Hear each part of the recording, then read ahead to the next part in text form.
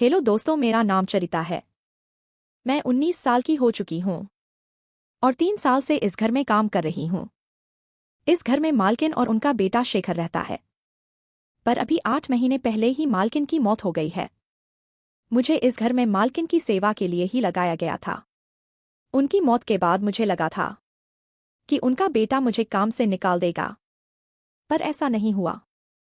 शेखर ने मुझसे कहा कि तुम अभी भी यहाँ काम कर सकती हो। मुझे यह सुनकर बहुत खुशी हुई, क्योंकि मैं दिल ही दिल उसे पसंद करती हूँ। हालांकि शेखर के दिल की बात मुझे समझ नहीं आती।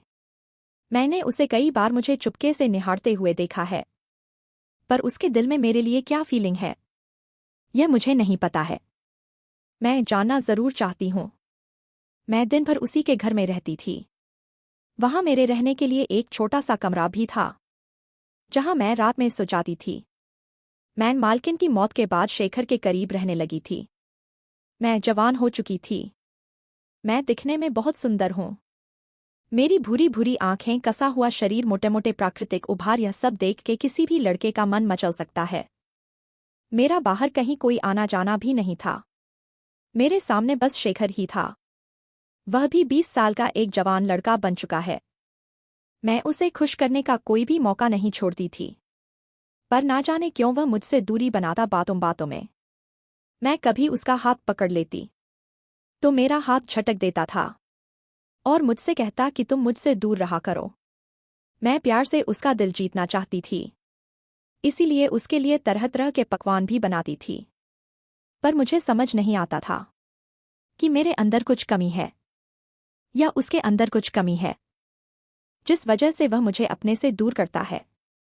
वह चोरी चोरी मुझे देखता है, पर जब मैं करीब जाने की कोशिश करती हूँ तो मुझे अलग कर देता है।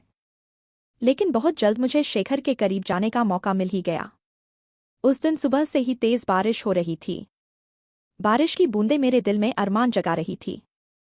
शेखर उस दिन काम के लिए बाहर भी नहीं जा पाया था और पूरे दिन घर पर ही था। जैसे ही सोने का टाइम आया, मैंने कहा, शेखर, मुझे आज बहुत डर लग रहा है। आज का मौसम तो कयामत डाल रहा है। अगर तुम बुरा ना मानो तो क्या मैं तुम्हारे कमरे में सो जाऊं? यह सुनकर उसकी आंखें बड़ी बड़ी हो गई और ना जाने क्या मन ही मन सोचने लगा था। ऐसा लग रहा था कि वह चाहता भी है कि मैं उसके कमरे में सोऊं, पर वह कह भी नहीं पा रहा था। उसका यह भाव देखकर मैं काफी चिंतित हो गई थी कि कहीं शेखर मुझे इसलिए तो अपने आप से दूर नहीं रखता क्योंकि मैं गरीब घर की लड़की हूं और मेरे मम्मी पापा मेहनत मजदूरी करते हैं। मेरी माँ ने मुझे बचपन से ही काम पर लगा दिया था, क्योंकि स्कूल भेजने लायक हमारे पास पैसे ही नहीं थे। मैं बिना किसी मकसद के अपनी जिंदगी जिए जा रही थी। मैं हमेशा मालकिन के घर ही रहती थी। कभी कभी अपने घर वालों से मिलने तो चली जाती थी, पर मैं बहुत अकेली थी। मुझे ऐसा कोई चाहिए था जो मुझसे प्यार करे। शायद मेरी उम्र की वजह से ही ऐसा था कि मुझे अपनी जिंदगी में एक लड़का चाहिए था, और मेरे सबसे करीब शेखर ही था।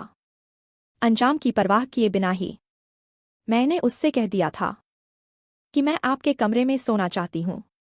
मेरे मन में तो यह था कि मैं अपनी पूरी रात उसकी बाहों में गुजार, पर ऐसा मुमकिन नहीं था।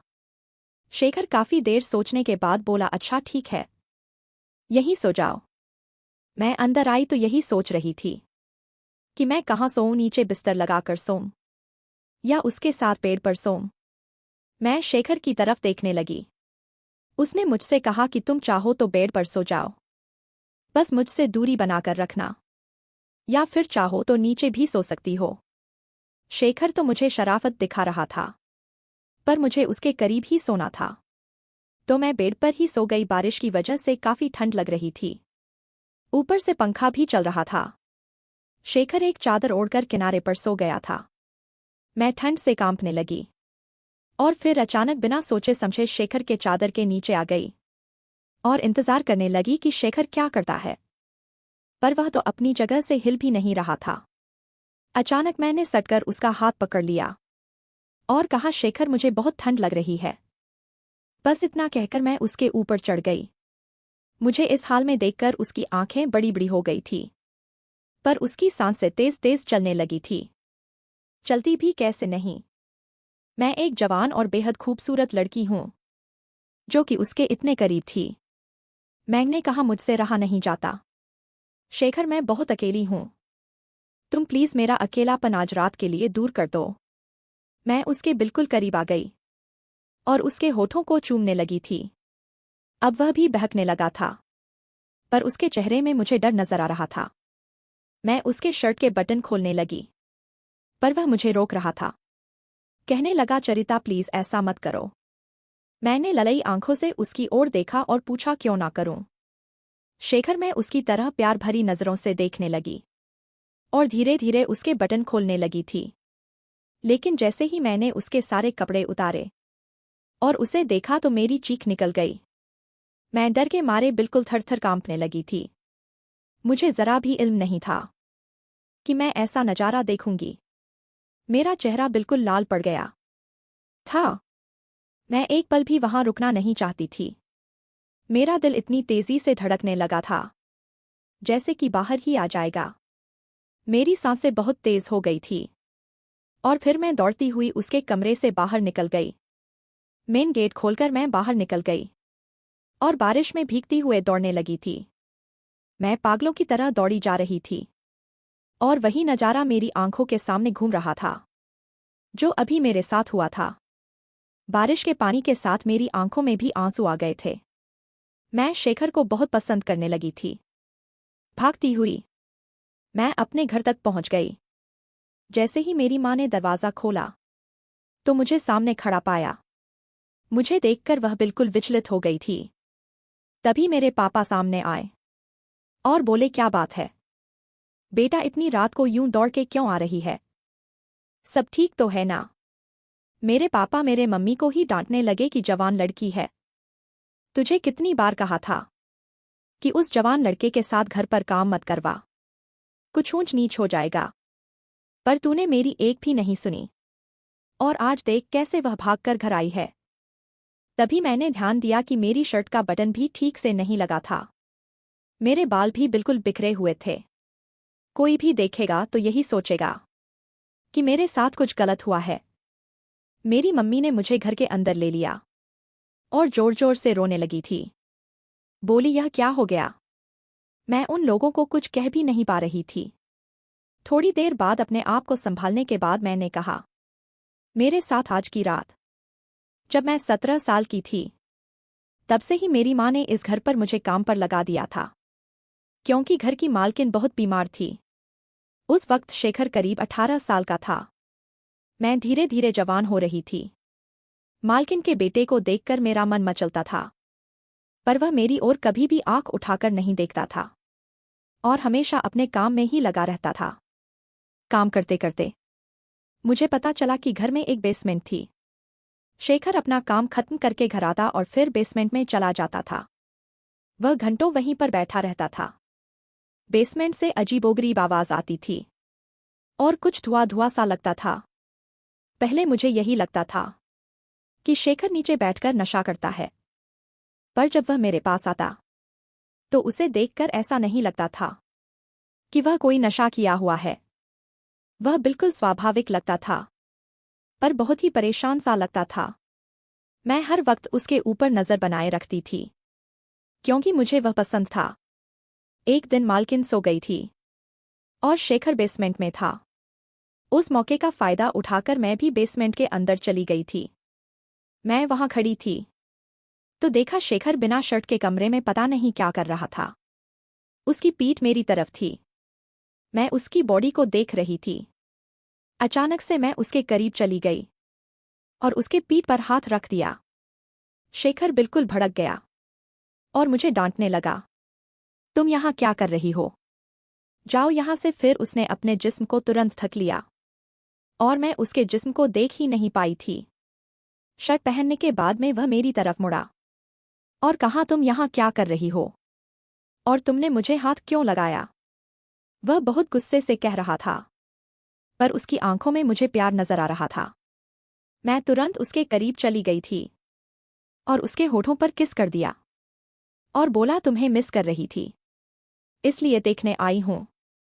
मेरे अचानक इस हमले से वह घबरा गया और बोला, यह सब क्या है? पर उसकी सांसें तेज हो गई थी। उसने मेरा हाथ पकड़ लिया और मुझे घसीट कर बाहर निकाल दिया और फिर बोला, चरिता दोबारा बेसमेंट के अंदर मत आना। और इतना कहकर उसने बेसमेंट का दरवाज़ा बंद कर दिया। मैं वहीं खड़ी खड़ी देखती रह गई। मुझे जरा भी समझ नहीं आया कि आखिर हुआ क्या। जब शेखर आया तो मैं आंखें फाड़े उसकी ओर देख रही थी कि आखिर मुझे बेसमेंट से यूं क्यों निकाल दिया। उसकी आंखों में मुझे एक अफसोस नजर आ रहा था। उसने मुझे अपने पास बुलाया और कहा, देखो यह सब ठीक नहीं है, तुम मुझसे दूर रहा करो। उसके बाद से ही शेखर जब भी मुझे देखता तो ऐसा लगता कि मुझे चाहता है, पर ना जाने क्यों मुझे अपने करीब नहीं आने देता। गांव में हमारी अपनी जमीन है। जमीन बहुत कम थी, इसी वजह से पापा गांव छोड़कर शहर आ गए थे। पापा मजदूरी करने लगे थे और मेरी माँ लोगों के घर में काम करती थी। आर्थिक हालत सुधारने के लिए मेरी माँ ने मुझे काम पर लगाया था। यहाँ पर मुझे रहने खाने के अलावा 500 मिलते थे। शायद हम गरीब हैं, इसी वजह से शे मुझे अपने आप से दूर करता है। पर कहते हैं ना कि जब भी हमें कोई काम करने से मना किया जाता है तो हमें वही काम करने का मन करता है। मुझे जब भी मौका मिलता मैं बेसमेंट में जाकर झांकती थी। अगर शेखर देख लेता तो मुझे बहुत डांटता था। एक दिन मैंने हिम्मत करके पूछ लिया कि तुम वहां पर करते हो? उसने मेरे सवाल का कोई जवाब नहीं दिया।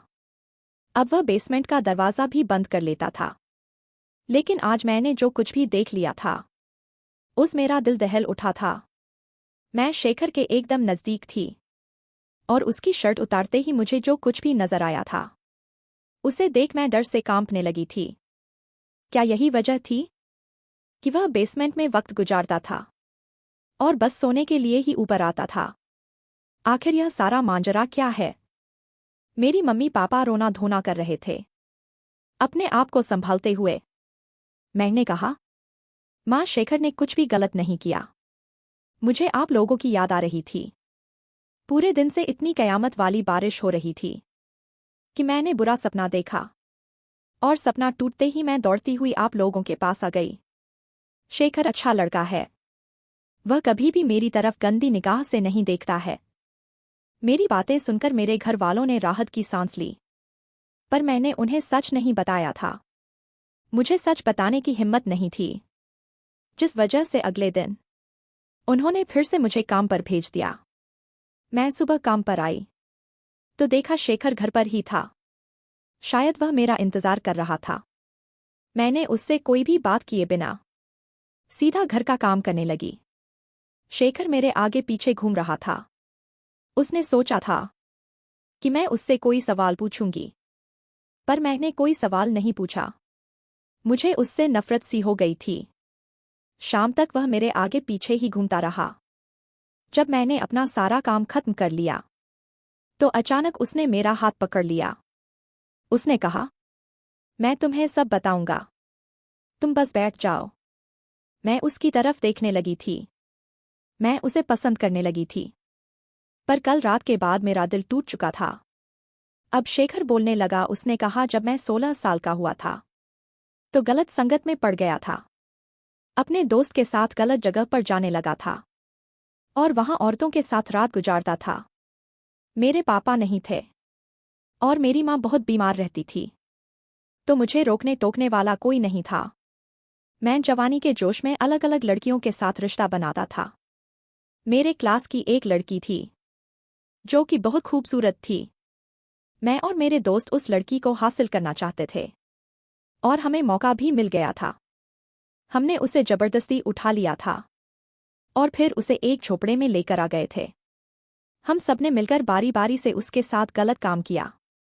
वह बहुत रोई थी, गिड़गिड़ा आई थी कि मुझे छोड़ दो, पर हमने उस पर दया नहीं की। हमने उसकी कुछ गंदी वीडियो भी बना ली थी और कहा था कि अगर किसी को बताओगी तो यह वीडियो सबको दिखा देंगे। रोती हुई उस लड़की ने मुझे श्राप दिया था कि भगवान तुम्हें इसकी ऐसी सजा देगा कि तुम सोच भी नहीं सकते। हमने उसकी बात को हंस कर टाल दिया था। लेकिन जब मैं घर आया तो मेरे पेट की चमड़ी में बहुत जलन होने लगी थी। मैंने कपड़ा भिगाकर अपने पेट पर रख दिया था। ना जाने चमड़ी इतनी क्यों जल रही थी। मैं उस जलन से तड़प रहा था और कुछ घंटे के अंदर मेरे पेट में बड़े अजीब से दाने निकल आए थे। मैं डॉक्टर के पास गया, पर दाने बहुत बड़े हो गए थे। डॉक्टर ने उसकी दवाई तो दी थी, पर वह ठीक होने का नाम नहीं ले रही थी। दाने फूलते चले गए और मेरा पेट ऐसा गंदा हो गया। अब मैं किसी लड़की के करीब जाने के लायक भी नहीं रहा। मेरी हालत इतनी खराब हो गई थी कि कोई लड़की देखती तो डर जाती और उसका दर्द मुझे अलग होता था। जब तुम यहाँ काम करने आए तो मैं भी तुम्हें मन ही मन चाहने लगा था, पर मैं जानता था कि कभी ना कभी तुम मेरी शर्ट उतारोगी तो वह दाने तुम्हें दिख जाएंगे। बाकी लड़कियों की तरह तुम भी डर जाओगी। और कल रात वही हुआ। मैं इसके टोटके कर रहा हूं कि यह ठीक हो जाए, क्योंकि डॉक्टर इसका इलाज नहीं कर पाए और इसी वजह से मैं बेसमेंट में जाता था। मैं एक तांत्रिक से इसका इलाज करवा रहा हूं और अभी थोड़े थोड़े ठीक भी होने लगे हैं। तांत्रिक बाबा ने कहा है कि अभी इन्हें ठीक होने में 6 महीने और लग जाएंगे। उसकी यह सारी बातें सुनकर मैं बिल्कुल हैरान रह गई थी। मैं शेखर को अच्छा लड़का समझती थी, पर उसने अपनी जिंदगी में इतने गलत काम किए हैं।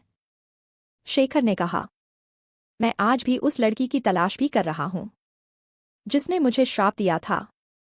मैं उसके पैरों पर गिरकर माफी मांगना चाहता हूं। मुझे पता है कि वह मुझे कभी माफ नहीं करेगी, पर कम से कम मेरे दिल का बोझ तो हल्का होगा। मैंने उसको बहुत खोजा, पर शायद वह लड़की शहर छोड़कर चली गई है। करीब 6 महीने के बाद धीरे धीरे शेखर इस इलाज से पूरी तरीके से ठीक हो गया। मैंने भी इसमें शेखर की बहुत मदद की थी और उसके बाद शेखर ने मेरा हाथ थाम लिया। वह बोला, मैंने अपनी जिंदगी में जो भी गलतियां किया है मैं उसे सुधारना चाहता हूं। मैं तुमसे शादी करना चाहता हूं ताकि तुम्हारी जिंदगी भी संवर जाए और मैं भी तुम्हारे साथ खुशी खुशी जिंदगी बिता सकूं। उसने मेरे माँ बाप से मेरा रिश्ता मांग लिया था और वह भी खुशी खुशी मेरा हाथ उसके हाथ में देने के लिए तैयार हो गए थे। शेखर पूरी तरीके से ठीक हो चुका था और वह अपना सबक सीख चुका था कि लड़कियों की इज्जत करनी चाहिए, उनके साथ जबरदस्ती नहीं करनी चाहिए। हम एक सभ्य समाज में रहते हैं और हमें मिलजुल कर रहना चाहिए। हमारी शादी के बाद हम दोनों ने मिलकर उस लड़की को खोजा और उससे मिलकर हमने माफी मांगी। उससे माफी मांगने के बाद शेखर का दिल थोड़ा हल्का हुआ। दोस्तों, कहानी कैसी लगी कमेंट करके बताओ। मिलते हैं अगली कहानी में।